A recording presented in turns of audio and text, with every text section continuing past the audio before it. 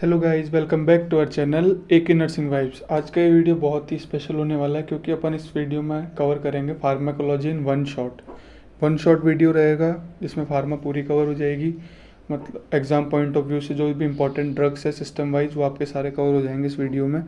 तो pharmacodynamics, kinetics और root of drug administration हमने आपको पहले बता दिया है, और आज देखेंगे अपन सिस्टम वाइज ड्रग्स। ठीक है, तो सबसे पहले अपन देखेंगे GI सिस्टम की ड्रग्स। किसकी? GI सिस्टम की ड्रग्स। ठीक है, तो सबसे पहला है इमेटिक्स। अभी शुरू में आपको मैकेनिज्म ऑफ एक्शन और क्लासिफिकेशन ही बताया जाएगा, लास्ट में आपको जो सिस्टम वाइज ड्रग्स बता दी जाएगी। इस सिस्टम में आप ये ड्रग काम में ले सकते हो क्लासिफिकेशन के टाइम पे, और एग्जांपल लगा क्लासिफिकेशन के टाइम पे कैसे भी लेना चाहो। और उसके बाद में आपको indication, contraindication, adverse effect, side effect सारे एक साथ कॉमन सिस्टम वाइज बता दिए जाएंगे। ठीक है, सबसे पहले अपन देखेंगे drugs related to GI system. सबसे पहला ड्रग है अपना इमेटिक्स। ठीक है, इमेटिक्स क्या काम आता है? प्रोड्यूस और इंड्यूस वॉमिटिंग, वॉमिटिंग को प्रोड्यूस कराने में और इंड्यूस कराने में। ठीक है, ये किस केस में? कोई पॉइजनिंग के केस में, इन केसेस में दी जाती है। ओवर ईटिंग, पॉइजनिंग, इन केसेस में दी जाती है। प्रोड्यूस और इंड्यूस वॉमिटिंग, यानी कि वॉमिटिंग कराने का काम आता है। सिंपल सी बात है। इसके बाद में इसका मैकेनिज्म ऑफ एक्शन देखेंगे अपन। मैकेनिज्म ऑफ एक्शन क्या हो जाएगा? इसमें इरिटेट होती है गैस्ट्रिक म्यूकोसा, जिसकी वजह से डिस्टर्बेंस होता है स्टोमक की लाइनिंग में। उसके बाद में सिग्नल जाता है किसके पास? ब्रेन के पास। किसके थ्रू? वेगस नर्व के थ्रू एक्टिवेट होता है वॉमिटिंग सेंटर, वॉमिटिंग इंड्यूस हो जाती है। ठीक है, इरिटेट होती है गैस्ट्रिक म्यूकोसा, डिस्टर्बेंस होता है स्टोमक की लाइनिंग में। इसके बाद में सिग्नल जाता है ब्रेन के पास, ब्रेन के थ्रू वेगस नर्व के पास, वेगस नर्व एक्टिव करती है वॉमिटिंग सेंटर को, वॉमिटिंग इंड्यूस हो जाती है। ठीक है, क्लासिफिकेशन होगा stimulation of CTZ, irritation of gastric mucosa, both irritation and stimulation. ठीक है, एंटीमेटिक्स। एंटीमेटिक्स में क्या होगा? इमेटिक्स का उल्टा हो जाएगा। ठीक है, antiemetics drug use to prevent motion sickness and nausea vomiting. Use to prevent motion sickness, nausea and vomiting. Motion sickness, nausea, vomiting, इन सबको प्रिवेंट करने में काम आएगी एंटीमेटिक्स ड्रग। फिर इसके बाद में इसका मैकेनिज्म ऑफ एक्शन क्या हो जाएगा? वॉमिटिंग हैपन्स बिकॉज, वॉमिटिंग क्यों होती है? Certain receptors get activate, certain receptor get activate, antiemetics block those receptor और स्टॉप नोजिया एंड वॉमिटिंग। तो कुछ रिसेप्टर्स ऐसे होते हैं जो एक्टिवेट हो जाते हैं, तो एंटीमेटिक्स क्या करती है? उनको ब्लॉक करती है, जिसकी वजह से क्या हो जाती है? वॉमिटिंग रुक जाती है। ठीक है, इसके बाद में इसका एंटीहिस्टामिन हो जाएगा, एंटीकोलिनर्जिक हो जाएगा, सेरोटोनिन एंटागोनिस्ट, कॉर्टिकोस्टेरॉइड, प्रोकाइनेटिक। फिर इसके बाद में हो जाएंगे लैक्सेटिव एंड परगेटिव्स। ठीक है, अब ये क्या काम आता है? Both are the drugs use to promote bowel movement and relieve constipation. Promote करते हैं किसको? बाउल मूवमेंट को, और रिलीव करते हैं कॉन्स्टिपेशन से। ठीक है, यानी कि एक तरीके की स्टूल सॉफ्टनर है। जो कॉन्स्टिपेशन के टाइम अपना स्टूल टाइट हो जाता है तो स्टूल को सॉफ्ट करके निकालने में काम आता है। तो इनका मैकेनिज्म ऑफ एक्शन क्या होगा? एब्जॉर्ब होता है वाटर के थ्रू, या तो वाटर एब्जॉर्प्शन होता है। स्टूल बिकम सॉफ्ट और bulky due to this easily pass out, इसकी वजह से स्टूल इजीली पास आउट हो जाता है। फिर उसके बाद में इसका क्लासिफिकेशन हो जाएगा bulk forming osmotic laxative, stool softener और स्टिमुलेंट लैक्सेटिव। ठीक है, इसकी ट्रिक है बॉस। ठीक है, इसके बाद में हो जाएगा anti diarrhoeal drug. Anti diarrhoeal में क्या हो जाएगा? Use to relieve from symptoms of diarrhoea, diarrhoea के सिम्टम्स से राहत दिलाता है ये। ठीक है, अब इसका क्लासिफिकेशन क्या होगा? डिक्रीज होगी गैस्ट्रो इंटेस्टाइनल मोर्टेलिटी, फिर डिप्रेस होगा, उसकी वजह से इंटेस्टाइनल मसल एक्शन और बाइंड हो जाएंगे टॉक्सिन्स। क्लासिफिकेशन हो जाएगा ओपियोइड, एब्जॉर्बेंट और ORS। ठीक है, अब इसको हम देखेंगे अपन एंटी एसिड और एंटीपेप्टिक अल्सर ड्रग। अब एंटी एसिड सबसे पहले देखेंगे। एंटी एसिड, एंटी एसिड क्या होता है? रिलीफ फ्रॉम एसिडिटी और हार्टबर्न। एंटी एसिड्स का क्या काम होता है? ये राहत दिलाता है किससे? एसिडिटी से और हार्टबर्न से। ठीक है, अब इसका क्लासिफिकेशन हो जाएगा सिस्टमिक और नॉन सिस्टमिक। सिस्टमिक में तो आ जाएगा सोडियम बाइकार्बोनेट, और नॉन सिस्टमिक में आ जाएगा मैग्नीशियम हाइड्रोक्साइड। ठीक है, अब इसका मैकेनिज्म ऑफ एक्शन क्या होगा? Neutralise excess of stomach acid, neutralise करेगा जो ज़्यादा एसिड हो गया ना स्टोमक में उसको, और रिलीफ फ्रॉम एसिडिटी। ठीक है, अब इसके बाद देखेंगे अपन peptic ulcer drugs. Peptic ulcer drug क्या होते हैं? H2 receptor antagonist. अब H2 रिसेप्टर एंटागोनिस्ट का काम होता है? H2 receptor antagonist are the drugs that reduce stomach acid secretion. ये ऐसे ड्रग है दैट रिड्यूस करते हैं किसको, स्टोमक एसिड सीक्रेशंस को, ठीक है, और ब्लॉक करते हैं H2 रिसेप्टर्स को, ठीक है। अब इसका मैकेनिज्म एक्शन क्या हो जाएगा, H2 रिसेप्टर एक्टिवेट होगा, H2 रिसेप्टर क्या हुआ, एक्टिवेट हुआ, उसके बाद में इंक्रीज होगा CAMP means cyclic adenosine monophosphate, इसके बाद में एक्टिवेट हो जाएगा प्रोटोन पंप इनिबिटर और इंक्रीज हो जाएगा गैस्ट्रिक एसिड का एक्शन, ठीक है, गैस्ट्रिक एसिड इंक्रीज हो जाएगा, ठीक है। क्लासिफिकेशन क्या होगा इसका, रेनिटिडिन और फॉर्मेटिडिन। फिर इसके बाद में सेकेंड है इसी में पेप्टिक अल्सर में प्रोटोन पंप इनिबिटर्स। अब ये क्या काम आती है, use for the treatment of acid related disorders, acid related disorders को ट्रीट करने में काम आती है ये। इसका मैकेनिज्म ऑफ एक्शन हो जाएगा PPI reach to the parietal cells, bind with proton pump, फिर proton pump inhibitor block this pump, acid secretion decrease हो जाएगा और work for long time, 1 dose 24 hours. Classification omeprazole और पेंटापैराजोल, ठीक है। Proton pump inhibitor क्या काम आती है, treatment of acid related disorders, ठीक है। अब इसमें सबसे पहले क्या होगा, PPI कहाँ तक जाएगी, पैराइटल सेल्स तक जाएगी, बाइंड होगी प्रोटोन पंप के साथ, फिर इसके बाद में PPI ब्लॉक होगा, PPI ब्लॉक करेगा इस पंप को, किसको, प्रोटोन पंप को, मतलब प्रोटोन पंप इनिबिटर ब्लॉक करेंगे प्रोटोन पंप को, इसके बाद में एसिड का सिक्रेशन डिक्रीज होगा और वर्क फॉर लॉन्ग टाइम, ठीक है। Anti ulcer protective drugs, anti ulcer protective drugs क्या होगी, जो कि अल्सर से प्रोटेक्ट करे अपन को, ठीक है, अल्सर से बचाए उसको अपन बोल देंगे एंटी अल्सर प्रोटेक्टिव ड्रग्स। इसमें मैकेनिज्म हो जाएगा, forms a protective coating on ulcer, ulcer के ऊपर एक प्रोटेक्टिव कोटिंग बना देगी, इंक्रीज हो जाएगा म्यूकस और protects lining and kills H. Pylori, H. Pylori एक बैक्टीरिया होता है उसको किल्स कर देगी और protect lining and kills H. Pylori, जो लाइनिंग होती है उसको बचाएगी और H. पाइलोरी बैक्टीरिया को किल कर देगी। क्लासिफिकेशन हो जाएगा सुक्राल्फेट और मिसप्रोस्टोल, ठीक है। इसके बाद में अपन दूसरी ड्रग देखेंगे एंटी कॉलिनर, ये एंटासिड और पेप्टिक अल्सर ड्रग हो गई यहाँ पे। इसके बाद में अपन देखेंगे anti cholinergic drug. Anti cholinergic क्या होता है काम, ये ब्लॉक करती है action of acetyl choline on autonomic और CNS इफेक्ट थ्रू मस्कर्निक रिसेप्टर। सीधी सी बात है, ये ब्लॉक करती है एसिटाइल कोलिन के एक्शन को, ठीक है, किसके ऊपर, ऑटोनॉमिक और CNS इफेक्ट के ऊपर, ठीक, किसके थ्रू, मस्कर्निक रिसेप्टर के थ्रू। अब इसका मैकेनिज्म ऑफ एक्शन क्या हो जाएगा, ब्लॉक मस्कर्निक रिसेप्टर को ब्लॉक करेंगे, stop acetyl choline action, acetyl choline के एक्शन को ब्लॉक स्टॉप या ब्लॉक कर देंगे और रिड्यूस पैरासिम्पैथेटिक एक्टिविटी, और जो भी अपनी पैरासिम्पैथेटिक एक्टिविटीज़ हो रही है उनको रिड्यूस कर देंगे। क्लासिफिकेशन हो जाएगा एट्रोपिन और मायोडिन। फिर प्रोस्टाग्लैंडिन्स, प्रोस्टाग्लैंडिन्स क्या होता है, ये local chemical messengers made in the body that control pain, inflammation और ब्लड। ये मतलब लोकल केमिकल मैसेंजर्स होते हैं जो कि बॉडी में बनते हैं, made in the body that control pain, inflammation और ब्लड फ्लो, ठीक है। इसके बाद में मैकेनिज्म एक्शन क्या हो जाएगा इसका, एक्ट ऑन स्पेसिफिक रिसेप्टर पे एक्ट करेंगे, चेंज Ca2+ लेवल यानी कैल्शियम के लेवल को चेंज करेंगे, produce effects like inflammation, pain and gastric protection, और प्रोड्यूस करेंगे जैसे कि इन्फ्लामेशन, पेन और गैस्ट्रिक प्रोटेक्शन, ठीक है, मिसप्रोस्टोल। अब सेकेंड है drug that neutralise gastric acid. कौन कौन से ड्रग होंगे जो न्यूट्रलाइज करेंगे किसको, गैस्ट्रिक एसिड को, ठीक है।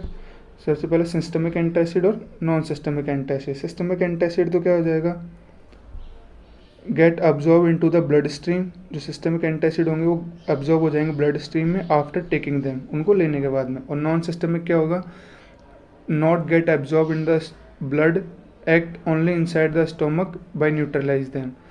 ये ब्लड में एब्जॉर्ब नहीं होंगे, एक्ट करेंगे inside the stomach by neutralise them, उनको न्यूट्रलाइज करने के लिए, ठीक है। फिर कोलिनर्जिक ड्रग, कोलिनर्जिक क्या हो जाएगा, एक्ट लाइक एसिटाइल कोलिन, ये एक्ट करते हैं एसिटाइल कोलिन की तरह, स्टिमुलेट पैरासिम्पैथेटिक नर्वस सिस्टम, और स्टिमुलेट करते हैं किसको, पैरासिम्पैथेटिक नर्वस सिस्टम को। अब इसका मैकेनिज्म ऑफ एक्शन क्या हो जाएगा, डायरेक्ट और इनडायरेक्ट दो टाइप में होता है इसका mechanism of action. Directly stimulates the acetyl choline, ये डायरेक्टली स्टिमुलेट करेगा एसिटाइल कोलिन को, और मतलब सिंपल सी है, ये रिएक्ट करेगा इनडायरेक्ट कोलिनर्जिक और ACH एस्ट्रेज, यानी कि एसिटाइल कोलिन एस्ट्रेज के साथ ये रिएक्ट करेगा। उसके बाद में ACH रिसेप्टर्स के साथ ये बाइंड होगा, ACH रिसेप्टर के पास जाएगा, साइट पे जाएगा और बाइंड हो जाएगा,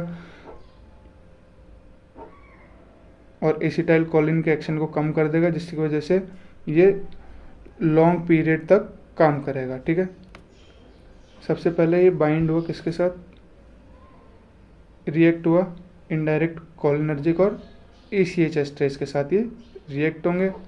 इसके बाद में ACH रिसेप्टर साइट पे चले जाएंगे, उसके बाद में ACH रिसेप्टर साइट को ये बाइंड हो जाएंगे वहाँ जाके, और उसकी वजह से जो आपका कोलिनर्जिक है वो ज़्यादा मतलब लॉन्ग पीरियड तक काम करेगा।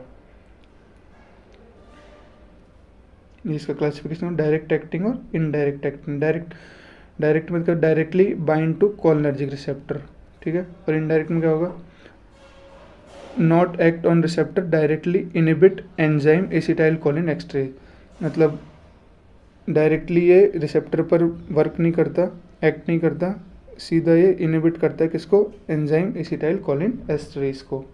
ये हो गया आपका GI सिस्टम के मेन इंपॉर्टेंट ड्रग्स, जो एग्जाम पॉइंट ऑफ व्यू से बहुत इंपॉर्टेंट है, इससे बाहर कुछ नहीं जाएगा। ठीक है, अब ड्रग्स ऑफ CVS के ड्रग्स देखेंगे अपन। सबसे पहला है कोलिनर्जिक ड्रग्स। ठीक है, सबसे पहला कौन सा है, कोलिनर्जिक ड्रग्स। अब कोलिनर्जिक में क्या होगा, act on the site of acetylcholine, किसकी एक्ट करेंगे on the site of acetylcholine and increase the activity of acetylcholine receptors, और इंक्रीज कर देंगे किसकी, acetylcholine increase the activity of acetylcholine receptor. ठीक है, act on the site of acetylcholine, act करेंगे on the site of acetylcholine और increase कर देंगे activity of acetylcholine receptors. अब इसका सबसे पहले अपन देखेंगे mechanism of action. Mechanism of action अगर आपको उसमें समझ में ना आया तो इसमें देख लो। ये bind directly to the cholinergic receptor, directly bind हो जाएंगे कोलिनर्जिक रिसेप्टर के साथ। ये डायरेक्ट का बता रहे हैं, फिर इनडायरेक्ट का बताएंगे। डायरेक्टली बाइंड हो जाएंगे किसके साथ, कोलिनर्जिक रिसेप्टर के साथ। फिर उसके बाद में एक्टिवेट रिसेप्टर साइट को एक्टिवेट कर देंगे। Activated receptor cause body response, और जो एक्टिवेटेड रिसेप्टर होंगे वो बॉडी में रेस्पॉन्स कॉज करेंगे। और occupy receptor site for acetyl choline, occupy कर लेंगे रिसेप्टर साइट को किसके लिए, एसिटाइल कोलिन के लिए। ठीक है, मतलब डायरेक्टली बाइंड हो जाएंगे कोलिनर्जिक रिसेप्टर के साथ, एक्टिवेट करेंगे रिसेप्टर साइट को। अब जो एक्टिवेटेड रिसेप्टर साइट है ना, वो कॉज करेगी, बॉडी में रेस्पॉन्स कॉज करेगी, और ऑक्यूपाई हो जाएगी रिसेप्टर साइट किसके लिए, एसिटाइल कोलिन के लिए। अब इनडायरेक्ट में अपन देखेंगे, इनडायरेक्ट कोलिनर्जिक और ACH एस्ट्रेज यानी कि एसिटाइल कोलिन एक्सट्रेज ये आपस में रिएक्ट करेंगे। इसके बाद में स्टिमुलेशन हो जाएगा ACH रिसेप्टर साइट पे, इनका स्टिमुलेशन हो जाएगा किसके, ACH रिसेप्टर साइट पे। फिर इसके बाद में एक्यूमुलेशन हो जाएगा ACH का, एसिटाइल कोलिन का। ठीक है, फिर इसकी वजह से क्या होगा, ACH इंक्रीज हो जाएगा और लॉन्ग पीरियड तक काम करेगा। ये मैं आपको पिछले वाले में समझाना चाहता था। मतलब इनडायरेक्ट कोलिनर्जिक और ACH एस्ट्रेज आपस में क्या करेंगे, रिएक्ट करेंगे। इसके बाद में स्टिमुलेशन हो जाएगा ACH रिसेप्टर साइट पर, एक्यूमुलेशन हो जाएगा ACH का, और इसकी वजह से ACH इंक्रीज हो जाएगा और लॉन्ग पीरियड तक काम करेगा। ठीक है, अब इसका क्लासिफिकेशन भी हो जाएगा कि directly react with the receptor site जैसे कार्बिकॉल और बिथेनकॉल, और इनडायरेक्ट में क्या हो जाएगा, don't react directly with ACH receptor site. ठीक है, फिर एंटीकोलिनर्जिक में क्या हो जाएगा, ब्लॉक और inhibit the action of acetyl choline, block करेंगे और inhibit the action of acetyl, और इनहिबिट करेंगे इसके एसिटाइल कोलिन के एक्शन को। उसमें तो देखो कोलिनर्जिक में क्या हो रहा था, एसिटाइल कोलिन के साथ रिएक्ट कर रहे थे, और इसमें ब्लॉक करेंगे एसिटाइल कोलिन की एक्टिविटी को। ठीक है, ब्लॉक और inhibit the action of acetyl choline. ठीक है, इसके बाद में क्लासिफिकेशन हो जाएगा इसका एट्रोपिन, साइक्लोपेंटोलेट और बेंजोट्रिपिन।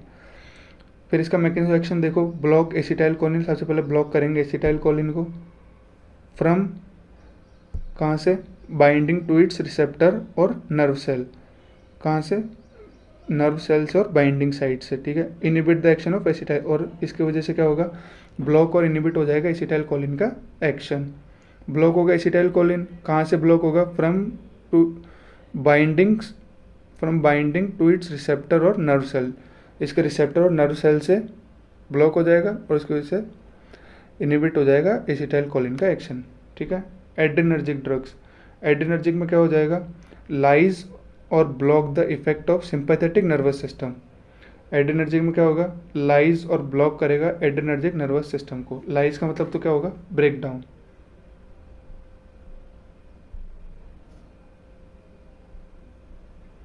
लाइज का मतलब क्या होगा, ब्रेक डाउन, ब्रेक डाउन और block the effect of sympathetic nervous system. अब इसका क्लासिफिकेशन हो जाएगा non selective, non selective alpha adrenergic, alpha 1 selective adrenergic, non selective beta adrenergic, beta 1 selective adrenergic. ये इसका क्लासिफिकेशन हो गया। मैकेनिज्म एक्शन को इसका इतना इम्पोर्टेंट नहीं है, ठीक है। इसके बाद में इसके एग्जांपल देखो, एटनोलॉन, प्रोपेनॉल, कार्बिडोल, ये सब।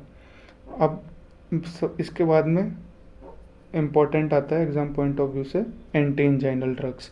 एंटी एंजाइनल क्या काम आते हैं, use to treat angina pectoris, यानी कि चेस्ट पेन, किसको, चेस्ट पेन को ट्रीट करने में।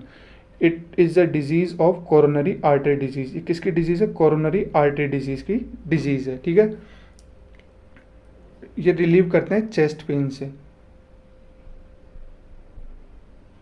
रिलीव फ्रॉम चेस्ट पेन, ठीक है।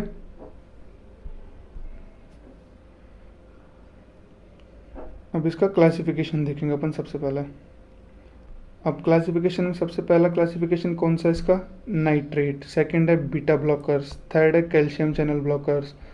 तो इसके बाद में 3 क्लासिफिकेशन है इसका। अब नाइट्रेट्स में तो क्या होगा, anti anginal agent provide fast action to directly relax smooth muscle. इसमें क्या होगा, नाइट्रेट में क्या होगा, जो एंटी एंजाइनल एजेंट होते हैं वो प्रोवाइड करते हैं fast action to directly relax smooth muscle, ताकि डायरेक्टली अपन स्मूथ मसल को रिलैक्स कर सके। फिर इसके बाद देखेंगे अपन beta blockers use for long term prevention of angina. ये यूज़ होता है किसके लिए, long term prevention of angina, angina को लॉन्ग टर्म तक प्रिवेंट करने के लिए। फिर इसके बाद अपन देखेंगे calcium channel blockers. Calcium channel blockers क्या काम आते हैं, block the entry of calcium in the heart और स्मूथ मसल। ये ब्लॉक करते हैं एंट्री किसकी, कैल्शियम की, किसमें, हार्ट में और स्मूथ मसल्स में, ठीक है। अब इसके एग्जांपल हो जाएंगे एम्लोडिपिन, प्रोपेनोजोल, मेटाप्रोलोल, आइसोसोर्बाइड, ये सब। अब इसका मैकेनिज्म एक्शन देखो, सबसे पहले डायलेट होगी blood vessel, blood vessel dilate हुई, उसके बाद में block the effect of adrenaline, adrenaline का इफेक्ट जो होगा वो ब्लॉक हो जाएगा। फिर proper supply of O2 decrease हो जाएगी, फिर प्रॉपर सप्लाई ऑफ O2 की प्रॉपर सप्लाई होगी, डिक्रीज हो जाएगा हार्ट वर्कलोड, ठीक है। और रिलैक्स और widen blood vessel to improve blood flow, जो ब्लड वेसल्स होगी अपनी वो रिलैक्स हो जाएगी और चौड़ी हो जाएगी ताकि ब्लड फ्लो इम्प्रूव हो सके, ठीक है। क्या हुआ इसका मैकेनिज्म एक्शन, सबसे पहले डायलेट होगी ब्लड वेसल्स, उसके बाद में block the effect of adrenaline, adrenaline का इफेक्ट ब्लॉक हो जाएगा, इसकी वजह से प्रॉपर सप्लाई हो जाएगी O2 की, उसके बाद में डिक्रीज हो जाएगा हार्ट वर्कलोड, उसके बाद में रिलैक्स और widen blood vessels to improve blood flow, जो ब्लड वेसल्स होगी वो रिलैक्स हो जाएगी और वाइड यानी चौड़ी हो जाएगी, ठीक है। अब फिफ्थ ड्रग अपन इसमें देखेंगे एंटी अरिथमेटिक ड्रग। अब ये क्या काम आती है, यूज टू ट्रीट और prevent abnormal heart rhythm.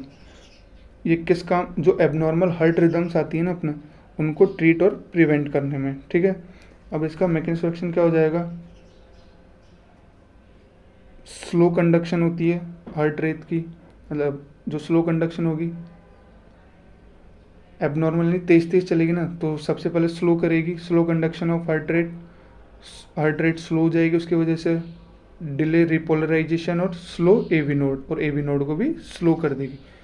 Heart rate का कंडक्शन स्लो कर देगी, हार्ट रेट स्लो कर देगी, रिपोलराइजेशन डिले हो जाएगा और स्लो एवी नोड और एवी नोड स्लो हो जाएगा। यानी अब इसका क्लासिफिकेशन अपन देखेंगे। तो क्लासिफिकेशन सॉरी, इसके 5 क्लासिफिकेशन आते हैं।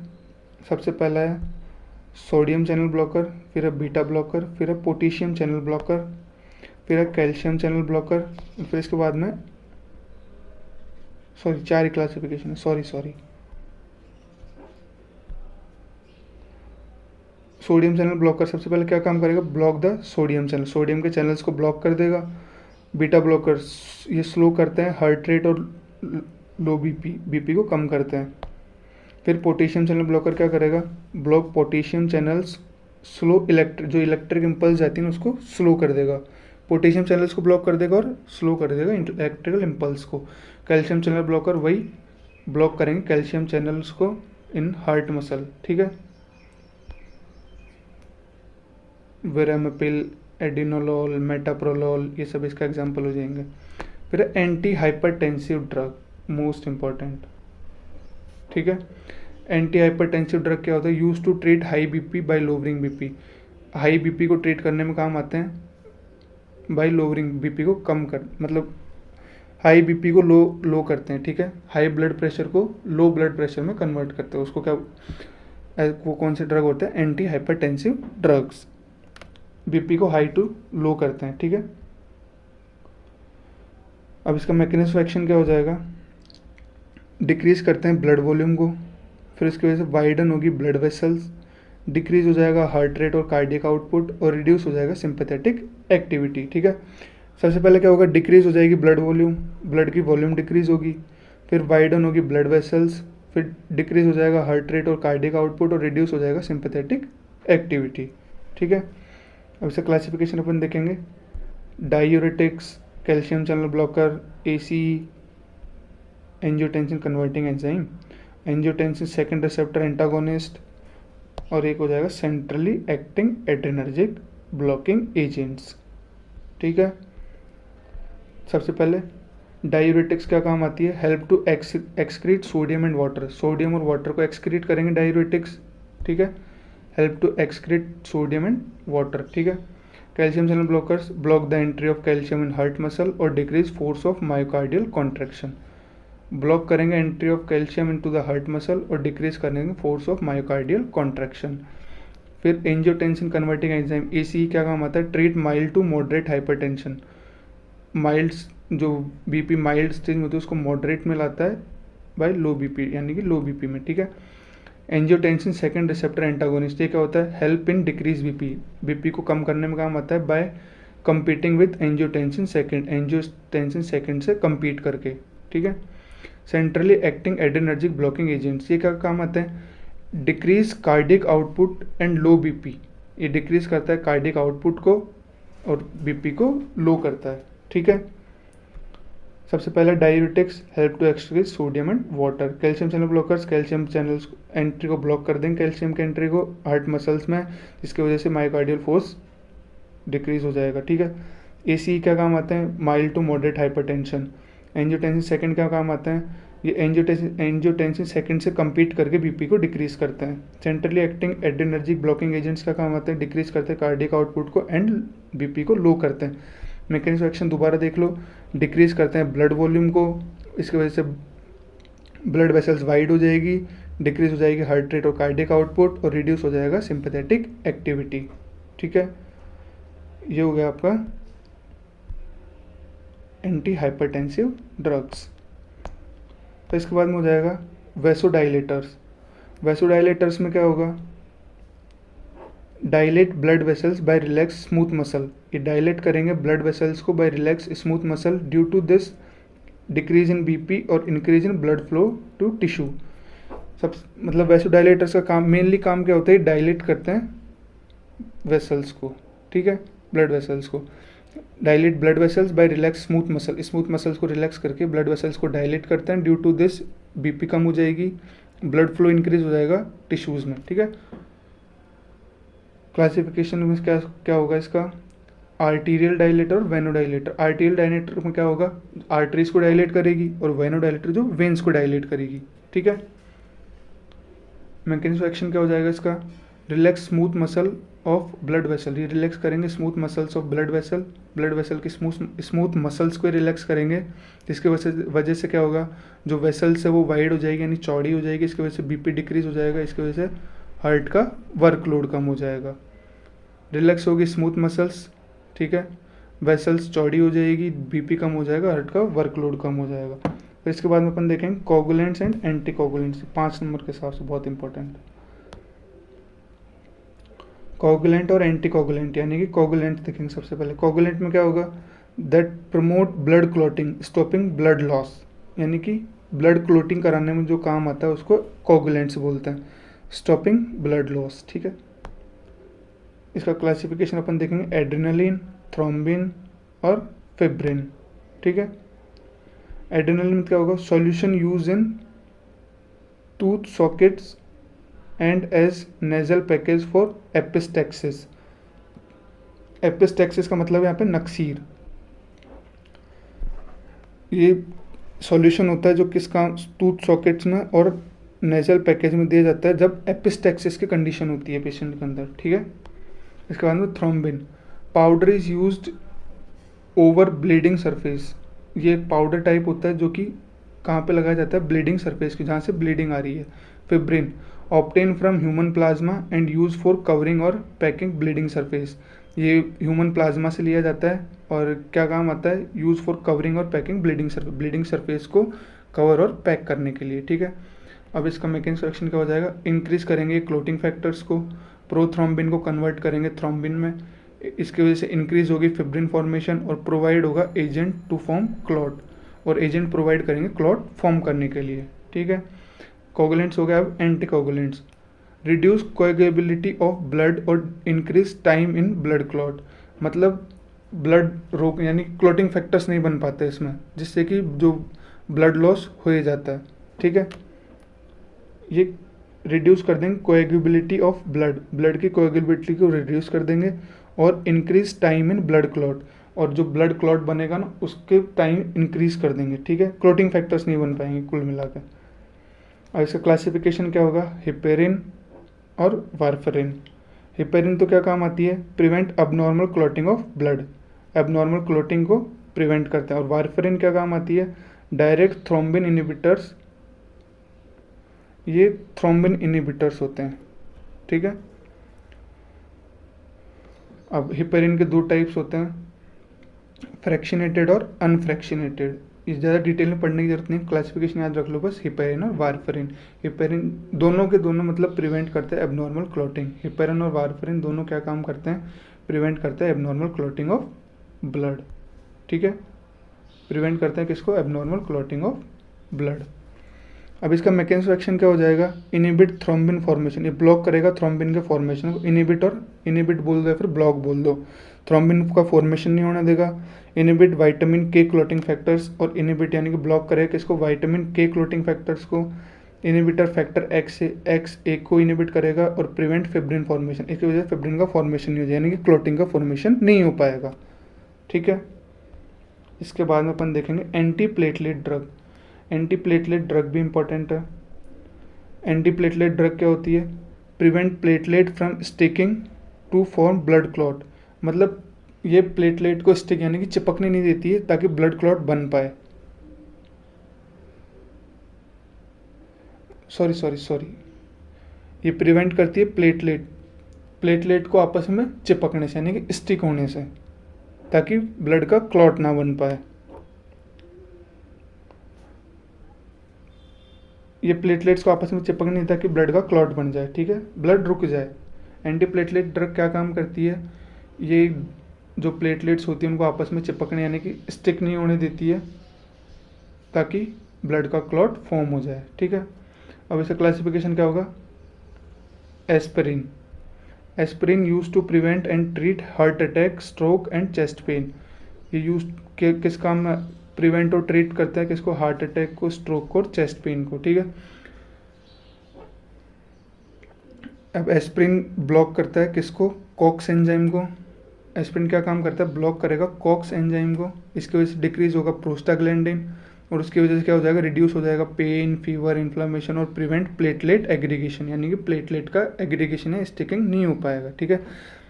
एस्पिरिन ब्लॉक और इनिबिट करेगा कॉक्स एंजाइम को, फिर उसकी वजह से डिक्रीज हो जाएगा प्रोस्टाग्लैंडिन्स में, और रिड्यूस हो जाएगा पेन, फीवर, इन्फ्लामेशन, और प्रिवेंट प्लेटलेट एग्रीगेशन, ठीक है। इसके बाद में हो जाएगा थ्रोम्बोलाइटिक्स। थ्रोम्बोलाइटिक्स इतना इंपॉर्टेंट नहीं है, पर देख लो एक बार। ये क्लॉट बस्टिंग ड्रग्स है। Dissolve blood clot to restore blood, ये डिजोल्व करते हैं ब्लड क्लॉट्स को टू रिस्टोर ब्लड, उनको वापस ब्लड की फॉर्म में रिस्टोर करने के लिए, ठीक है। ये समझ जाओ, क्लॉट बस्टिंग यानी क्लॉट को बस्ट करेंगे और रीस्टोर करेंगे उसको ओरिजिनल फॉर्म में, ठीक है, ब्लड की फॉर्म में। अब क्लासिफिकेशन हो जाएगा स्ट्रेप्टोकाइनेज और एल्टीप्लेस, ठीक है। अब इसका मैकेनिज्म ऑफ एक्शन क्या हो जाएगा, प्लाज्मिनोजन टू प्लाज्मिन, प्लाज्मिनोजन से प्लाज्मिन में कन्वर्ट करेगा, break down into fibrin clots, और ब्रेक डाउन होगा फिब्रिन के क्लॉट्स में, clot dissolve, blood flow restore, और क्लॉट डिजोल्व होते ब्लड फ्लो क्या हो जाएगा, रिस्टोर हो जाएगा, ठीक है। फिर है hypolipidaemic. Hypolipidaemic known as lipid lowering agent, इनको और क्या बोलते हैं, लिपिड लोअरिंग एजेंट बोलते हैं। रिड्यूस लेवल ऑफ लिपिड्स, ये लिपिड्स के लेवल को कम करता है, ठीक है। लिपिड लोअरिंग एजेंट जो क्या कम करेगा, लिपिड के लेवल को कम करेगा, ठीक है। क्लासिफिकेशन नियोमाइसिन, निकोटिनिक एसिड, और फिर इसका मैकेनिज्म एक्शन देखेंगे अपन। ये डिक्रीज करेगा कोलेस्ट्रॉल सिंथेसिस को, इसमें क्या होगा, डिक्रीज होगा कोलेस्ट्रॉल सिंथेसिस, इंक्रीज होगा कोलेस्ट्रॉल ब्रेकडाउन, और प्रिवेंट एब्जॉर्प्शन, और एब्जॉर्प्शन को प्रिवेंट करेगा और रिमूव करेगा LDL from blood, lipid lowering agents बोल दो कुछ, रिमूव करेगा एलडीएल फ्रॉम ब्लड, एलडीएल को ब्लड से रिमूव करेगा, और इसकी वजह से इंक्रीज हो जाएगा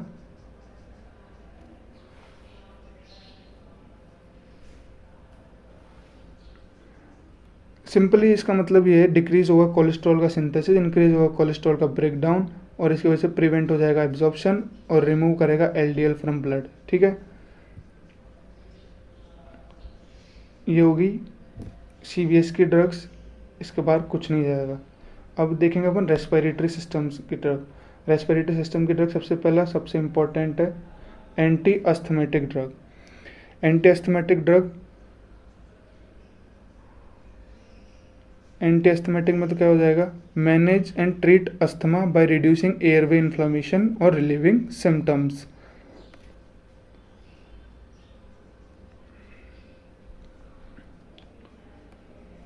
एंटी अस्थमेटिक ड्रग प्रिवेंट करेगा अस्थमा से, सीधी सी बात है। मतलब manage and treat asthma by reducing airway inflammation और रिलीविंग सिम्टम्स। एयरवे इन्फ्लामेशन को एयरवे इन्फ्लामेशन से रिलीव दिलवाएगा, रिड्यूस करेगा एयरवे इन्फ्लामेशन, जो एयरवे में इन्फ्लामेशन हो गया ना अपने उसको रिड्यूस करेगा, और रिलीविंग सिम्टम से रिलीव दिलाएगा, ठीक है। अस्थमा को ट्रीट करने में काम आता है सिंपली एंटी अस्थमेटिक ड्रग। अब इसका हो जाएगा सबसे पहले ब्रोंकोडाइलेटर। ब्रोंकोडाइलेटर क्या होता है, यूज टू रिलीव ब्रोंकोस्पाज्म, जो ब्रोंकोस्पाज्म हो जाता है ना एयरवे में उसको रिलीव करेगा, of COPD, asthma and airway obstruction. जो ब्रोंकोस्पाज्म हो जाएगा ना अपने ऑफ सीओपीडी, अस्थमा और एयरवे ऑब्स्ट्रक्शन, उसको उससे रिलीव दिलाएगा अपने को, ठीक है। अब इसका मैकेनिज्म एक्शन बिल्कुल सिंपल है, open airway and relax smooth muscle. Airway open होगा और रिलैक्स हो जाएगा smooth muscles, airway wide, breathing becomes easy. जो एयरवे हो जाएंगे वो चौड़े हो जाएंगे और ब्रीथिंग बिकम्स ईजी, और ब्रीथिंग ईजी हो जाएगी, ठीक है। इसका क्लासिफिकेशन हो जाएगा नॉन सेलेक्टिव एड्रेनर्जिक एगोनिस्ट, जो कि हो जाएगा adrenaline, selective beta two adrenergic agonist, और इसके दो टाइप होते हैं, कौन कौन से होते हैं, short acting beta two agonist और long acting beta two adrenergic agonist. ये आपके हिसाब से देख लेना, अगर आपको एक्सप्लेन करना है तो ठीक है, तो बिना एक्सप्लेन करने भी काम चल जाएगा। ये ब्रोंकोडाइलेटर्स हो गए। अब इसके बाद में हो जाएगा मिथाइल जेंथीन। मिथाइल जेंथीन क्या काम आती है, स्टिमुलेट द रेस्पिरेटरी सेंटर। ये स्टिमुलेट करते हैं किसको, रेस्पिरेटरी सेंटर को, ओपन करते हैं एयरवे फॉर इजी ब्रीथिंग, और ओपन कर देते हैं एयरवेज को फॉर इजी ब्रीथिंग, ठीक है। एंटी कोलिनर्जिक, एंटी कोलिनर्जिक क्या काम आता है, block the action of acetylcholine, decrease mucus and decrease inflammation and open airway. क्या काम आता है एंटी कोलिनर्जिक, ब्लॉक करेगा एक्शन ऑफ एसिटाइल कोलिन, जिसकी वजह से डिक्रीज होगा म्यूकस, डिक्रीज होगा इन्फ्लामेशन एंड एयरवे ओपन हो जाएगा। ठीक है, ये हो गया अपने एसिटाइल कोलिन का काम। अब इसका क्लासिफिकेशन इप्राट्रोपियम और टिट्रोपियम। ठीक है, इसका मैकेनिज्म एक्शन क्या हो जाएगा, ब्लॉक होगा acetylcholine from binding to it receptor, मतलब रिसेप्टर के साथ बाइंड नहीं हो पाएगा। प्रिवेंट होगा ब्रोंकियोकॉन्स्ट्रिक्शन, रिड्यूस होगा mucus secretion, help to decrease airway inflammation, airway inflammation को डिक्रीज कर देगा। ठीक है, सबसे पहले ब्लॉक होगा acetylcholine from its receptor site, मतलब बाइंड नहीं हो पाएगा रिसेप्टर साइट पे। फिर उस प्रिवेंट का होगा ब्रोंकियोकॉन्स्ट्रिक्शन, रिड्यूस होगा म्यूकस सीक्रेशन रिड्यूस हो जाएगा, कम हो जाएगा, और हेल्प टू डिक्रीज एयरवे, और डिक्रीज हो जाएगा एयरवे इन्फ्लामेशन। फिर ल्यूकोकैरिटिन एंटागोनिस्ट। ल्यूकोकैरिटिन एंटागोनिस्ट इतना इंपॉर्टेंट नहीं है, पर फिर भी देख लो, लिख रखा है मैंने अपने, नॉट कंपलसरी। फिर है block the leukotriene that cause bronchoconstriction and inflammation. ये ब्लॉक करेगा ल्यूकोकैरिटिन को दैट कॉज ब्रोंकियोकॉन्स्ट्रिक्शन और इन्फ्लामेशन, जो कि क्या कॉज करते हैं, कॉज करता है ब्रोंकियोकॉन्स्ट्रिक्शन और इन्फ्लामेशन। किसको ब्लॉक करेगा, ये ल्यूकोकैरिटिन को, जो कॉज करता है ब्रोंकियोकॉन्स्ट्रिक्शन और इन्फ्लामेशन। ठीक है, अब इसका क्लासिफिकेशन हो जाएगा ल्यूकोकैरिटिन रिसेप्टर एंटागोनिस्ट और लिपो ऑक्सीजनेस इनहिबिटर। ठीक है, अब इसका मैकेनिज्म एक्शन क्या हो जाएगा, ब्लॉक द ल्यूकोकैरिटिन, ल्यूकोकैरिटिन को ब्लॉक करेगा, जैसे कि हम डेफिनेशन में पढ़ा। प्रिवेंट ब्रोंकियोकॉन्स्ट्रिक्शन को प्रिवेंट करेगा। रिड्यूस एयरवे इन्फ्लामेशन कम हो जाएगा। डिक्रीज हो जाएगा म्यूकस का सीक्रेशन, इंड्यूस हो जाएगा ब्रोंकियोस्पाज्म। ठीक है, यानी कि एयरवे चौड़े हो जाएंगे, वाइड हो जाएंगे। ब्लॉक ल्यूकोकैरिटिन बचाएगा ब्रोंकियोकॉन्स्ट्रिक्शन से, रिड्यूस करेगा एयरवे इन्फ्लामेशन, डिक्रीज करेगा म्यूकस का सीक्रेशन, इंक्रीज करेगा ब्रोंकियोस्पाज्म। ठीक है, इसके बाद में अपन देखेंगे mast cell stabilizers. Mast cell stabilizers इसकी क्या होता है, prevent mast cell from releasing histamine and prevent from breaking mast cell. ये प्रिवेंट करता है मास्ट सेल को ताकि वो हिस्टामिन रिलीज ना कर पाए, और प्रिवेंट करता है फ्रॉम ब्रेकिंग मास्ट सेल, और मास्ट सेल को ब्रेक डाउन होने से। ठीक है, मास्ट सेल हिस्टामिन रिलीज ना कर पाए और प्रिवेंट करता है from break down of mast cell break down ना हो पाए। इसके बाद में इसका मैकेनिज्म एक्शन क्या हो जाएगा, ये ब्लॉक करेगा entry of calcium into mast cell, mast cell में कैल्शियम के एंट्री को ब्लॉक करेगा। Mast cell can't release histamine release नहीं हो पाएगा, और इसकी वजह से डिक्रीज हो जाएगा एलर्जेटिक अस्थमेटिक सिम्टम, जो एलर्जिक अस्थमेटिक सिम्टम से वो डिक्रीज हो जाएंगे। अब आप इसको अस्थमा के टाइप्स में भी लिख सकते हो, जैसे कि ब्रोंकोडायलेटर्स हो गया, मास्ट सेल स्टेबलाइजर्स हो गया, और एक एंटी इन्फ्लामेटरी। ये अलग भी पूछ सकते हैं, और आपको अगर एंटी एस्थमेटिक ड्रग्स पूछी जाएगी तीनों लिखनी है, मतलब डेफिनेशन लिख देना इनकी और कुछ मत लिखना तीनों, और एक साथ समझा देना मैकेनिज्म ऑफ एक्शन को। मैकेनिज्म ऑफ एक्शन कैसे समझाओगे आप, कि रिड्यूस करेगा एयरवे इन्फ्लामेशन को, इसके बाद में एलर्जिक रिएक्शंस कम होगी, फिर उसके बाद में ब्रोंकियोस्पाज्म होगा, ऐसे करके आप समझा देना। फिर इसके बाद में हो जाएगा एंटी इन्फ्लामेटरी ड्रग, अलग से भी पूछ सकते हैं और उसके साथ भी पूछ सकते हैं, एंटी अस्थमेटिक के साथ। ये रिड्यूस करेगा एयरवे स्वेलिंग को, एयरवे में जो स्वेलिंग होगी उसको रिड्यूस करेगा। ठीक है, इसका क्लासिफिकेशन क्या हो जाएगा, anti allergic mast cell stabilizers और क्रोमोन्स, ये दो क्लासिफिकेशन है इसका।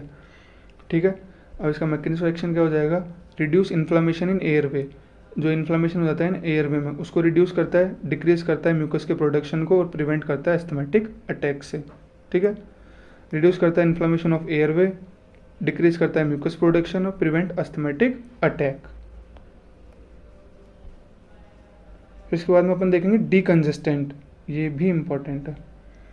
डीकंजेस्टेंट क्या होता है, provide short term relief from A blockage और स्टफ नोज। ये प्रोवाइड करता है शॉर्ट टर्म रिलीफ, किससे, ब्लॉकेज से और स्टफ नोज से, जो अपनी नाक बंद हो जाती है ना, उससे शॉर्ट टर्म रिलीफ प्रोवाइड करते हैं। एग्जाम्पल क्या हो जाएगा इसका, फिनाइलेफ्रिन और ऑक्सीमेटाजोलेमाइड। ठीक है, ये इसके एग्जाम्पल्स हो जाएंगे। अब इसका मैकेनिज्म एक्शन क्या होगा, स्टिमुलेट रिसेप्टर, यानी कि रिसेप्टर को स्टिमुलेट करेगा। कॉज वैसोकॉन्स्ट्रिक्शन होगा। श्रिंकेज इन नेजल म्यूकोसा, जो नेजल म्यूकोसा है अपन उसमें श्रिंकेज अकर होगा, decrease mucus production, relief from nasal decongestant. Stimulate होगा रिसेप्टर्स, कॉज होगा vasoconstriction, shrinkage in nasal mucosa, decrease होगा म्यूकस का प्रोडक्शन, रिलीव होगा नेजल डिकंजेस्टेंट से। फिर इसके बाद अपन देखेंगे एक्सपेक्टोरेंट्स। एक्सपेक्टोरेंट्स क्या होते हैं? प्रमोट मोर प्रोडक्टिव कफ और स्मूथ द म्यूकस विस्कोसिटी। ठीक है, जो म्यूकस की विस्कोसिटी होती है ना उसको स्मूथ करता है, यानी कि जो सूखा कफ नहीं आता। ठीक है, मतलब ज़्यादा कफ आएगा, मोर प्रोडक्टिव कफ, यानी कि ज़्यादा कफ आएगा और स्मूथ द म्यूकस विस्कोसिटी। ठीक है, जो म्यूकस की विस्कोसिटी कम हो गई थी ना उसको स्मूथ कर देगा। ठीक है, एग्जाम्पल हो जाएगा पोटेशियम आयोडाइड। अब इसका मैकेनिज्म ऑफ एक्शन क्या हो जाएगा? Decrease respiratory tract fluid, respiratory tract fluid को इंक्रीज कर देगा। थिक म्यूकस बिकम्स थिन, जो म्यूकस थिक था, मोटा था, वो पतला हो जाएगा। ठीक है, म्यूकस बिकम्स लूज, और लूज हो जाएगा, जो टाइट था वो लूज हो जाएगा। और ईजिली एक्सपेक्टोरेशन, और ईजिली एक्सपेक्टोरेट हो जाएगा। ठीक है, इंक्रीज होगा रेस्पिरेटरी ट्रैक्ट फ्लूइड, जिसकी वजह से जो थिक म्यूकस थिन म्यूकस हो जाएगा, म्यूकस बिकम्स लूज हो जाएगा और ईजिली एक्सपेक्टोरेशन हो जाएगा।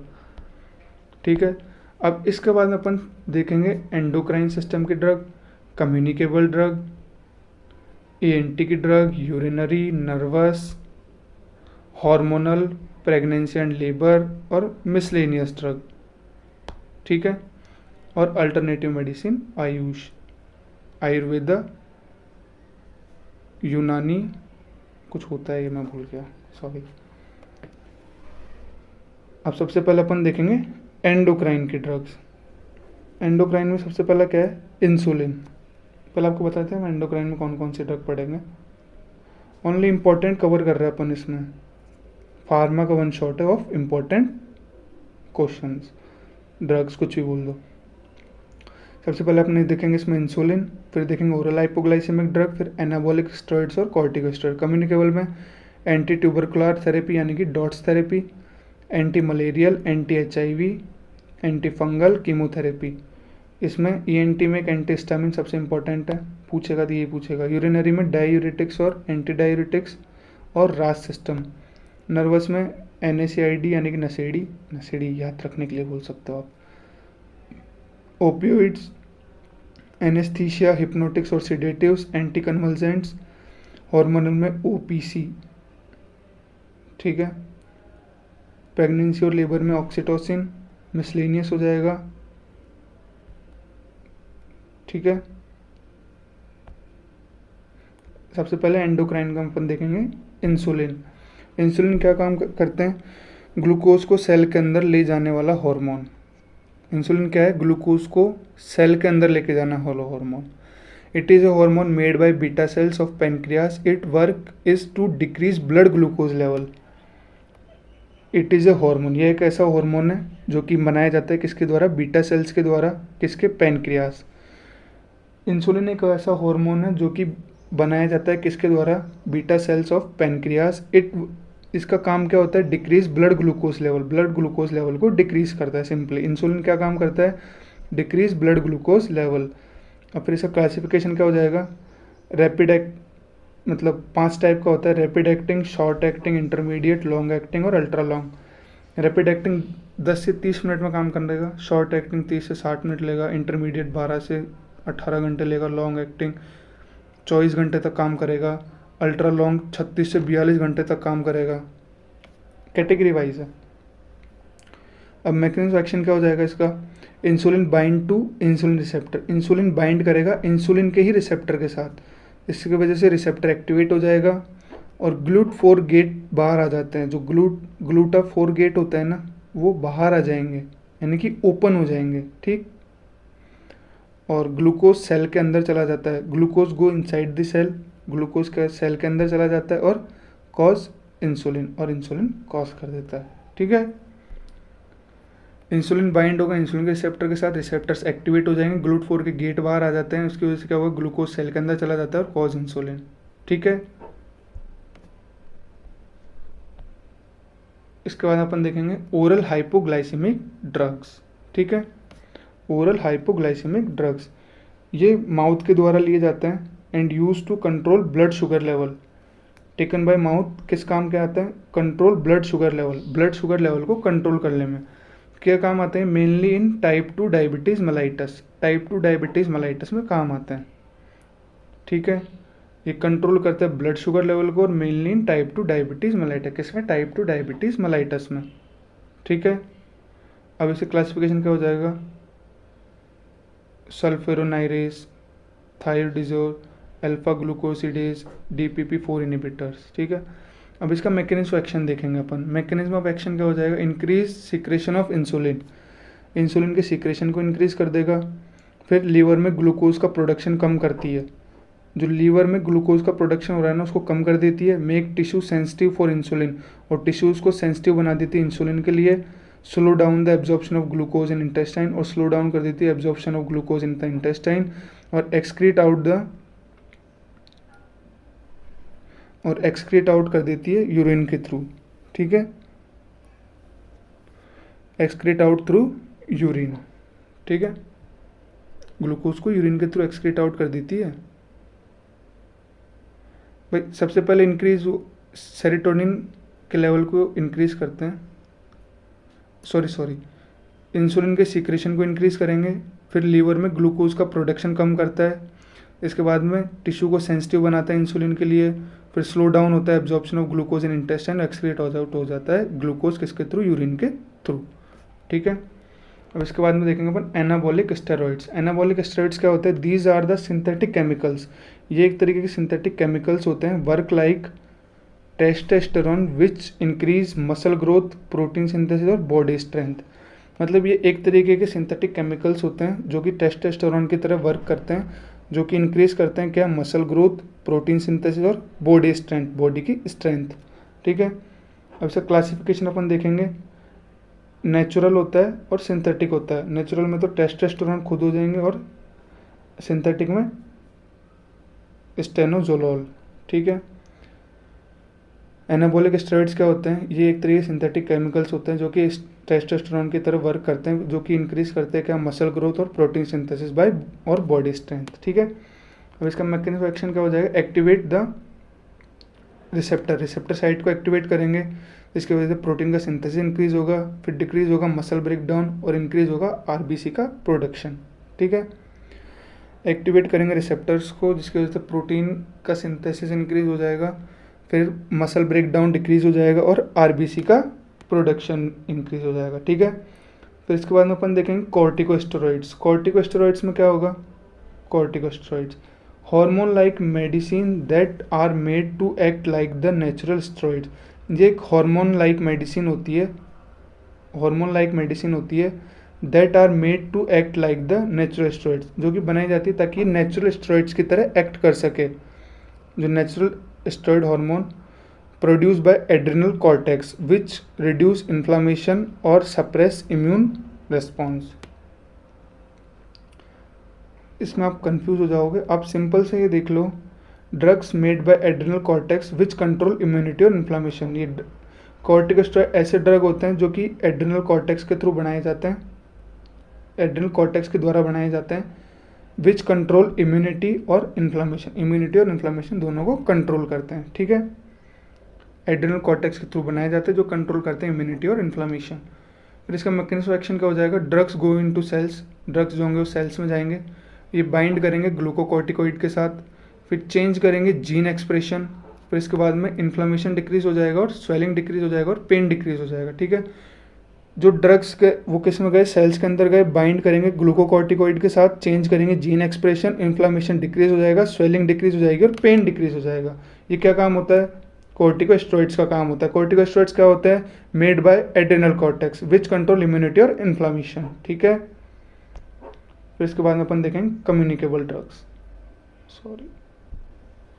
Communicable drugs. ठीक है, सबसे पहले anti tubercular drug. Anti tubercular drug क्या होता है? Use to treat tuberculosis, they kill mycobacterium tuberculosis और स्टॉप ग्रोथ। ये टीबी को ट्रीट करने में काम आता है, ट्यूबरक्लोसिस को ट्रीट करने में ये किल करता है माइकोबैक्टीरियम ट्यूबरक्लोसिस जो बैक्टीरिया होता है उसको, और स्टॉप ग्रोथ, उनकी ग्रोथ को स्टॉप करता है। ठीक है, अब इसका मैकेनिज्म एक्शन देखेंगे अपन। मैकेनिज्म एक्शन क्या हो जाएगा, drug break TB bacteria wall. ये जो एंटी ट्यूबरकुलर ड्रग होता है ये ब्रेक डाउन करता है किसका, बैक्टीरिया वॉल का। Stop the bacteria from making RNA, ये बैक्टीरिया को आरएनए नहीं बनाने देता। Stop from making protein, protein नहीं बनाने देता। और किल हिडन टीबी बैक्टीरिया, और जो हिडन टीबी बैक्टीरियाज होते हैं उनको किल कर देता है।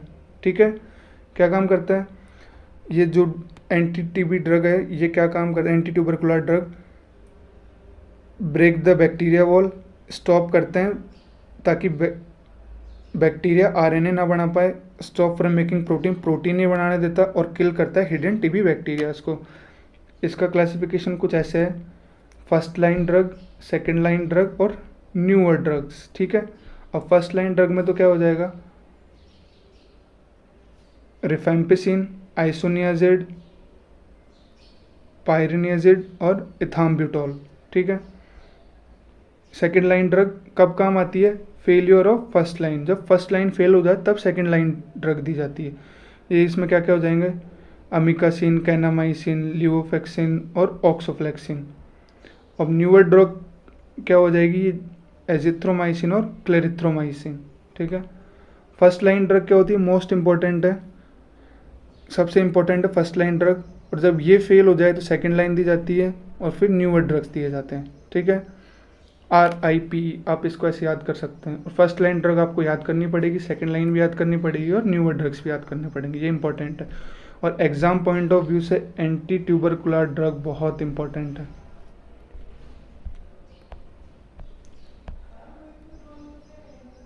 ऐसा यूट्यूब पे कोई चैनल नहीं है जो आपको pharma in one shot provide कर दे और इस तरीके से इतने इजी वे में। तो आपके लिए हम इतनी मेहनत करते हैं तो थोड़ा सपोर्ट दिखाइए please. Anti malarial drugs, anti malarial drugs क्या हो जाएंगे, anti malarial drugs are the medicine that kill malaria parasite और stop it from multiplying. Anti malarial drug are the medicine that kill malaria, जो kill करता है malaria को, जो malaria parasite होता है उसको किल करते हैं, और स्टॉप इट फ्रॉम मल्टीप्लाइंग, और स्टॉप करते हैं इसको मल्टीप्लाई होने से। ठीक है, anti malarial are the medicine that kill malaria parasite और stop it from multiplying.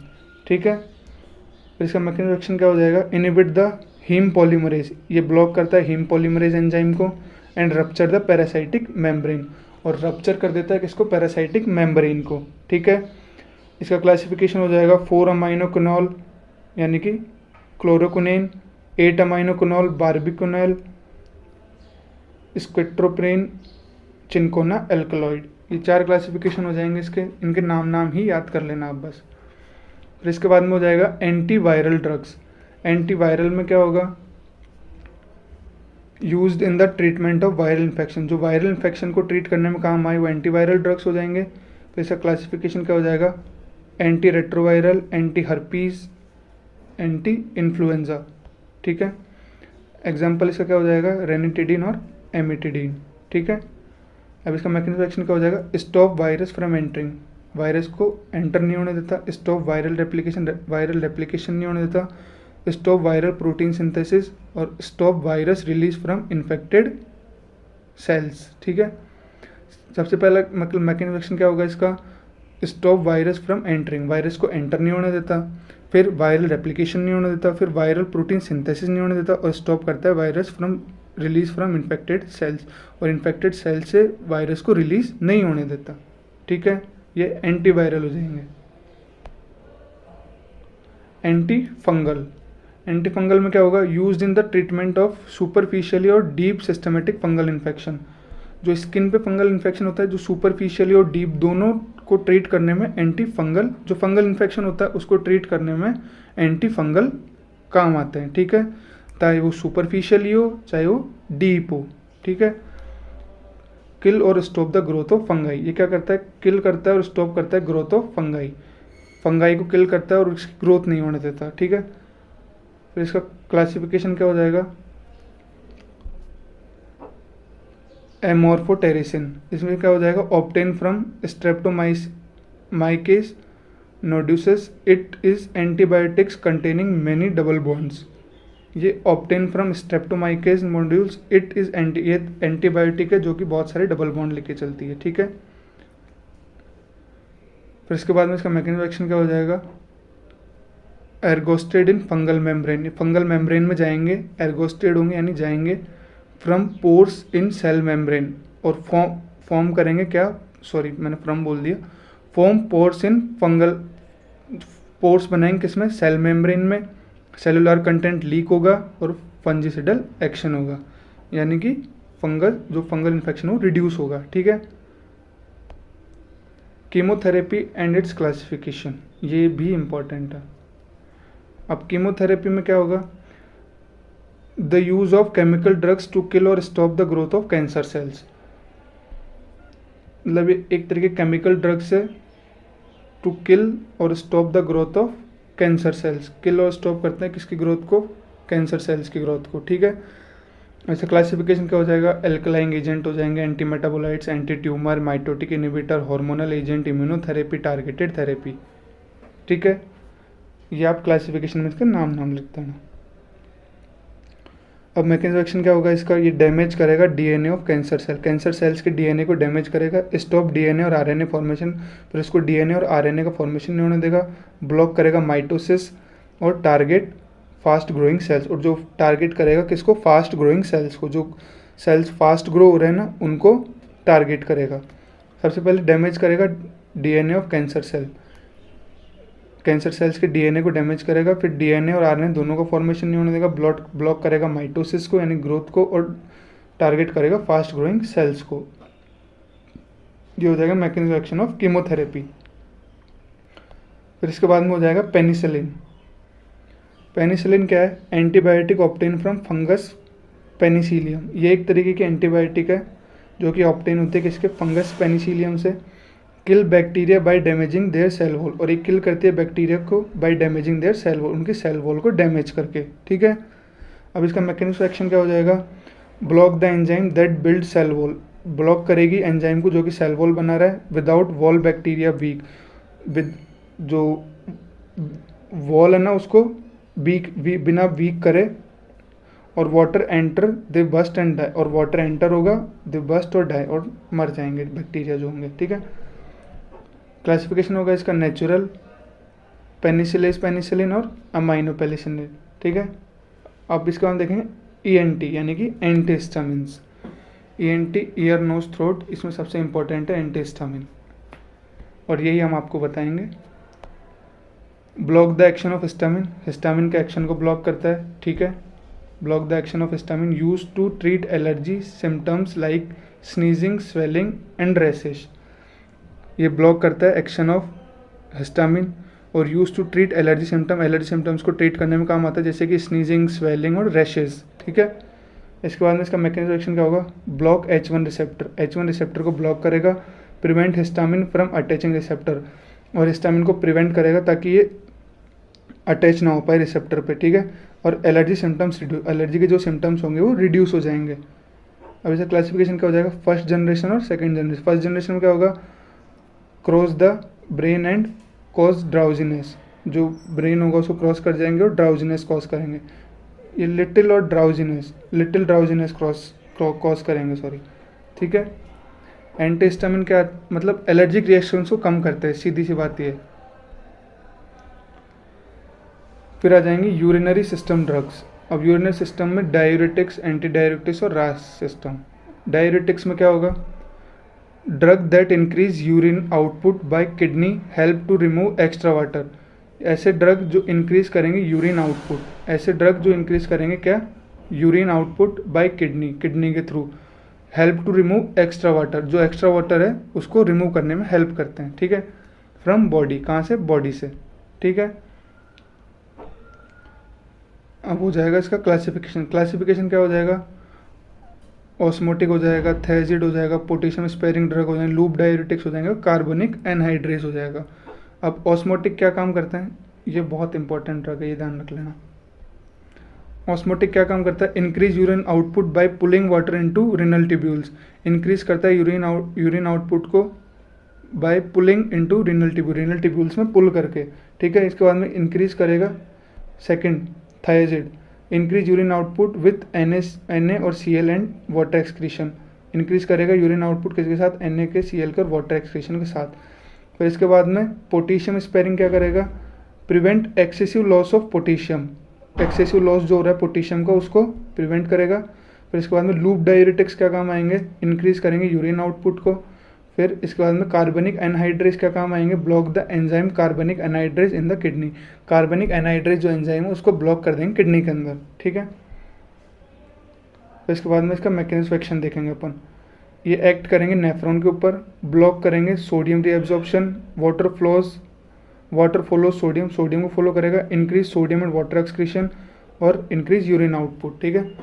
Act करेंगे नेफ्रॉन के ऊपर, ब्लॉक करेंगे सोडियम के रीएब्जॉर्प्शन को, फिर वाटर फॉलो करेगा सोडियम को, जिसकी वजह से इंक्रीज हो जाएगा सोडियम एंड वाटर एक्सक्रीशन और इंक्रीज हो जाएगा यूरिन आउटपुट, ठीक है।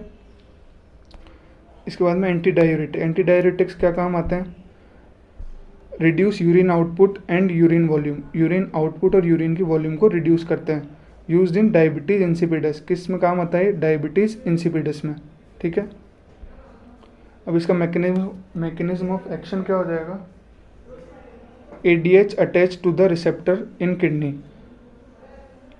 जो ADH है वो अटैच हो जाएगा किसके साथ, attach to the receptors in kidney, kidney के रिसेप्टर्स के साथ। वाटर के चैनल ओपन हो जाएंगे, ठीक है। मोर वाटर रीअब्जॉर्ब होगा और यूरिन बिकम कंसनट्रेट, यानी यूरिन कम हो जाएगा। फिर इसके बाद में क्लासिफिकेशन अपन इसका देखेंगे ADH, फिर थायजाइड डायूरेटिक्स, मिसलेनियस, ठीक है, और क्लोरोपिमिडीन। ADH में क्या होगा, इंक्रीज रीअब्जॉर्प्शन ऑफ वाटर का रीअब्जॉर्प्शन इंक्रीज हो जाएगा from the kidney and decrease urine output, kidney से और डिक्रीज हो जाएगा यूरिन आउटपुट। थायजाइड डायूरेटिक्स में क्या होगा, it has paradoxical effect and reduce urine output, इसका पैराडॉक्सिकल इफेक्ट देखने को मिलेगा और डिक्रीज हो जाएगा यूरिन आउटपुट। मिसलेनियस में इंडोमेथासिन और क्लोरपोरमाइड, ठीक है। इंडोमेथासिन में तो क्या होगा, NSAID, decrease the action of ADH, less urine produce, increase कर देगा ADH के एक्शन को और लेस यूरिन प्रोड्यूस होगा। इसके बाद में reduce urine formation by increase ADH release, reduce कर देगा यूरिन फॉर्मेशन को बाय इंक्रीज ADH रिलीज, ठीक है। फिर इसके बाद में रास सिस्टम क्या होता है, renin angiotensin aldosterone system is a hormone that helps in regulate blood pressure और blood volume. Renin angiotensin aldosterone system एक हार्मोन है जो कि हेल्प करता है रेगुलेट ब्लड प्रेशर और ब्लड वॉल्यूम, रेगुलेट करने में किसको, ब्लड प्रेशर को और ब्लड वॉल्यूम को। एक्टिव व्हेन BP ड्रॉप्स, ये कब एक्टिव होता है, जब BP कम हो जाती है। RAS system step by step अपन देखेंगे। BP low, renin release from kidney, जब BP कम होगी रेनिन रिलीज होगा किडनी से। Renin convert angiotensin into angiotensin first, फिर AC angiotensin converting enzyme convert angiotensin first into angiotensin second, यहाँ पे रेनिन कर रहा था, यहाँ पे AC कर रहा है। फिर एंजियोटेंसिन सेकंड क्या करेगा, वैसोकॉन्स्ट्रिक्शन करेगा प्लस एल्डोस्टेरोन रिलीज होगा और BP इंक्रीज हो जाएगी, ठीक है। एंजियोटेंसिन सेकंड क्या करेगा, वैसोकॉन्स्ट्रिक्शन करेगा, उसकी वजह से एल्डोस्टेरोन रिलीज होगा और BP इंक्रीज हो जाएगी। ड्रग्स इन रास सिस्टम कौन कौन सी हो जाएगी, AC inhibitors, angiotensin receptor blockers, renin inhibitors और एल्डोस्टेरोन, ठीक है। Nervous system drugs, nervous system में NSAID सबसे इंपॉर्टेंट बताया जाता है। NSAID में क्या हो जाएगा, these medicine use to reduce pain, fever, inflammation, ये ऐसी मेडिसिन से जो रिड्यूस यानी कम करेंगे इसको, पेन, फीवर और इन्फ्लामेशन को। फिर मैकेनिज्म एक्शन क्या हो जाएगा इसका, ब्लॉक कॉक्स एंजाइम को ब्लॉक करते हैं। कॉक्स मेक प्रोस्टाग्लैंडिन, कॉक्स क्या बनाता है, फिर प्रोस्टाग्लैंडिन बनाता है। दीज कॉज पेन कॉज करेंगे फीवर और स्वेलिंग। फिर स्टॉप करता है कॉक्स को, ठीक है, यहाँ पे कॉक्स बना, यहाँ पे स्टॉप हो जाएगा, इसकी वजह डिक्रीज हो जाएगा प्रोस्टाग्लैंडिन और डिक्रीज हो जाएगा पेन, फीवर और स्वेलिंग, ठीक है।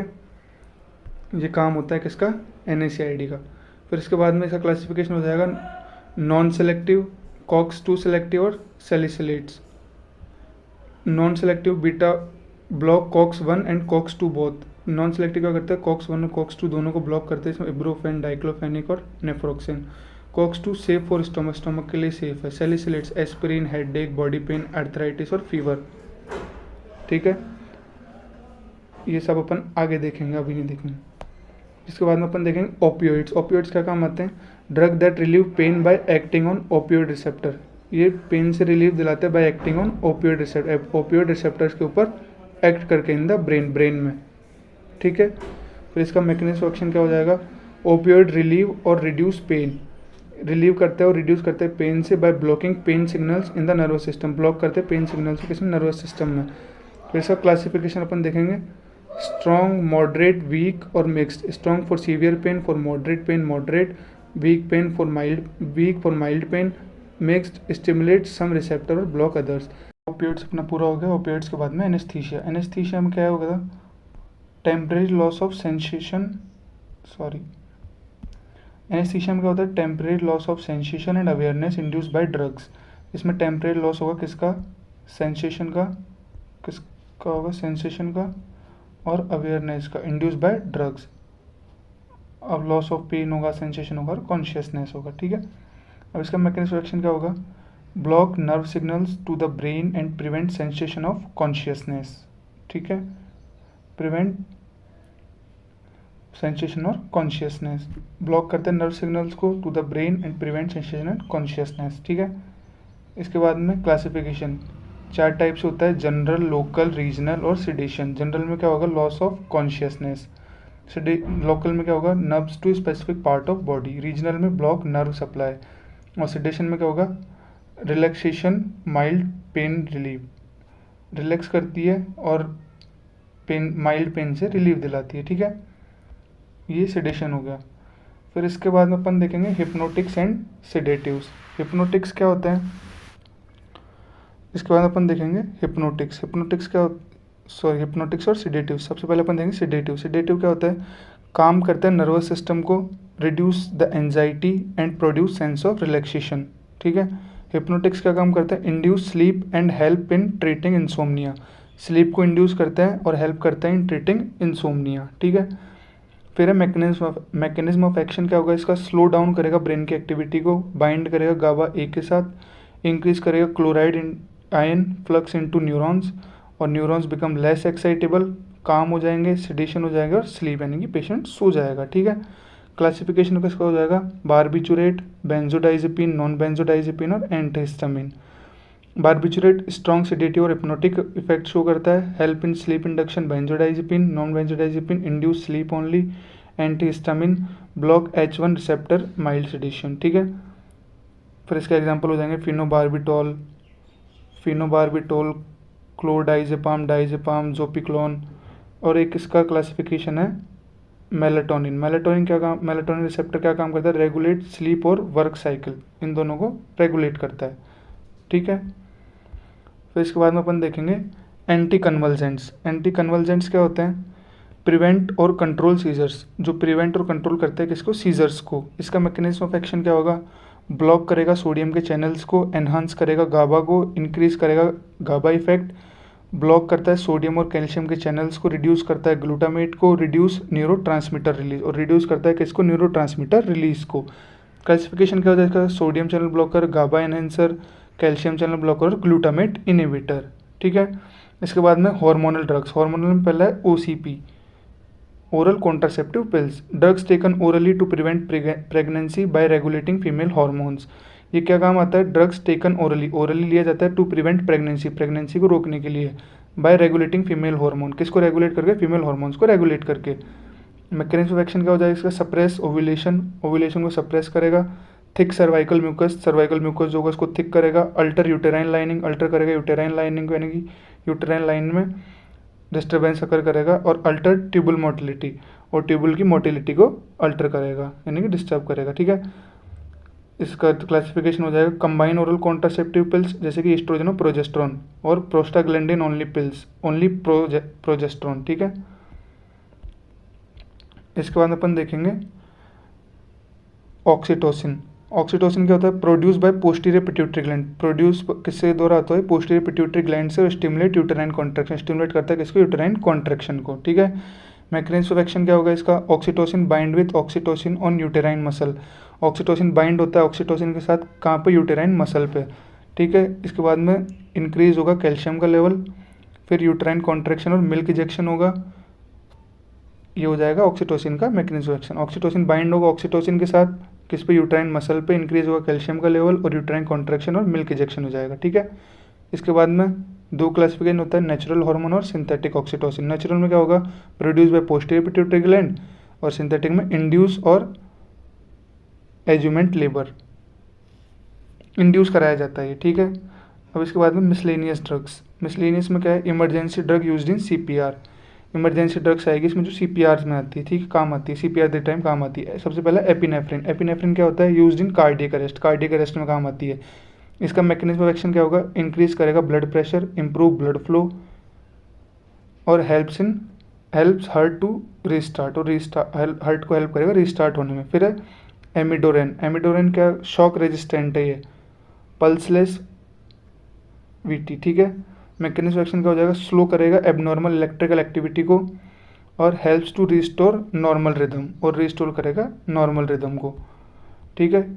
इसके बाद में आ जाएगा एट्रोपिन। एट्रोपिन क्या काम होता है, systematic bradycardia, very short heart beat, मतलब जो हार्ट बीट कम हो जाती है, शॉर्ट हो जाती है, उसको ट्रीट करने में एट्रोपिन काम आता है। मैकेनिज्म एक्शन क्या होगा, इसका ब्लॉक करेगा वेगस नर्व को, इंक्रीज करेगा हार्ट रेट को। फिर है लिडोकेन। लिडोकेन क्या काम आता है, अल्टरनेट टू एमिडोरेन। ये अल्टरनेट है एमिडोरेन का, जब एमिडोरेन काम नहीं करता तब दिया जाता है लिडोकेन, ठीक है। मैकेनिज्म एक्शन क्या होता है इसका, stabilize heart electrical activity, heart की इलेक्ट्रिकल एक्टिविटी को स्टेबलाइज करेगा, रिड्यूस वेंट्रिकुलर एरिथम्स, और जो वेंट्रिकुलर एरिथम्स होगी उसको कम करेगा। फिर मैग्नीशियम सल्फेट, हायोमैग्नीशियमिया, ये क्या है, रिलेटेड टू एरिथम्स, यह एरिथम्स को सही करेगा, ठीक है। मैकेनिज्म ऑफ एक्शन क्या हो जाएगा इसका, करेक्ट मैग्नीशियम लेवल, करेक्ट करेगा मैग्नीशियम लेवल को, help to stabilize heart rhythm, और स्टेबलाइज करेगा किसका, हार्ट रिदम्स को। फिर है सोडियम बाइकार्बोनेट। सोडियम बाइकार्बोनेट क्या है, severe metabolic acidosis. Severe metabolic acidosis के टाइम दिया जाता है during cardiac arrest, cardiac arrest के टाइम, जैसे कि हाइपर कैलीमिया, कैल्शियम ज़्यादा होने पर, ठीक है। Makes blood less acidic. Mechanism action हो जाएगा, ब्लड को लेस एसिडिक बनाता है, helps to heart better respond, और हार्ट को बेटर रेस्पॉन्ड करवाता है, ठीक है।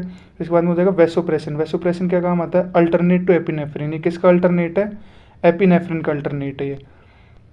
मैकेनिज्म एक्शन क्या हो जाएगा, एपिनेफ्रिन काम नहीं करता है तो क्या देते हैं अपन, वेसोप्रेसिन, ठीक है। मैकेनिज्म एक्शन, स्ट्रॉन्ग वेसोकॉन्स्ट्रिक्शन होगा और इंक्रीज करेगा बीपी को, ठीक है। फिर इसके बाद में एडिनोसिन। फिर not use in cardiac arrest, cardiac arrest में यूज़ नहीं किया जाता, ठीक है। मैकेनिज्म एक्शन क्या हो जाएगा, स्टॉप्स कंडक्शन इन एवी नोड, स्टॉप करेगा कंडक्शन किस में, एवी नोड में, और रेस्ट करेगा हार्ट को, ठीक है। ये हो गई यहाँ पे आपकी ड्रग सिस्टम वाइज, ठीक है।